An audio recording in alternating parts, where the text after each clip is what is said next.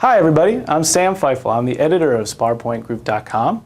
And this week, the week of August 1st, 2011, we are closely watching the increasingly interesting battle between LightSquared and, well, just about everybody else. You see, everybody else uses GPS.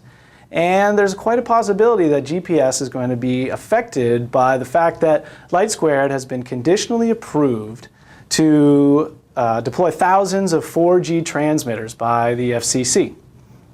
I'm going to give you a little taste, thanks to Senator John McCain, about how the GPS community feels about this. I'm mad. I'm really mad. That's right, Senator McCain. People are mad. Why are they so mad? They're mad because the GPS signal and LightSquared's transmissions are right there next to each other in the radio band. So what happens when LightSquared transmits is your GPS receiver does not work. There has been a number of live sky testing operations, specifically one done by the National PNT Systems Engineering Forum, which is a federal body. They're neutral. And right here, this slide gives you some idea of what's happening. There's a little piece of the band where these 4G transmissions are affecting things.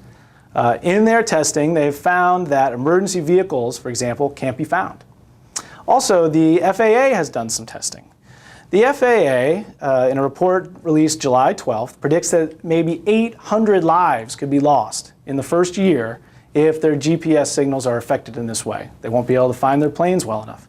There's also been testing by the Save Our GPS Coalition, which you can find at saveourgps.org. And they estimate that 3.3 million US jobs will be lost and that there will be as much as $96 billion in economic impact. So what does LightSquared say all about this? Well, Jeff Carlisle is kind of the bad guy. He's the head of regulatory activities for LightSquared. And he's a guy that has some devil horns and mustaches painted on him all through surveyors' offices around the world. Because he says that this is not his problem. These GPS devices have been operating in a piece of the radio band that they shouldn't be occupying. And the FCC has sort of been looking the other way this whole time, and they've essentially been breaking the law. They say that they should have to upgrade their devices. They should have to spend money to replace those devices don't work. And hey, if they have to spend a whole bunch of money doing that, that's not LightSquared's problems. That's capitalism, baby. Well, so the question is, what's going to happen? First of all, the July 30th period for public comment has ended. So there's no more time for you to join the 2,000 people who have objected to this to the FCC. However, you can contact your legislator. You can tell your senator or your representative that GPS is important to you and that if this goes away, it's going to seriously affect your business. I mean, mobile mappers going under a bridge, that's a problem. Mobile mappers having zero GPS, that's a much bigger problem. What's going to happen, though? Do I think this is actually going to go through? Well, there is some concern that a compromise that was offered by LightSquared could actually be accepted.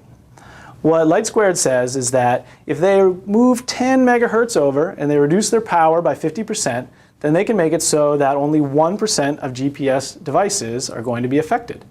That means that, yes, my mom will be able to find the new yarn store that she's all excited about and that she programmed into her TomTom. But it also means that your devices aren't going to work.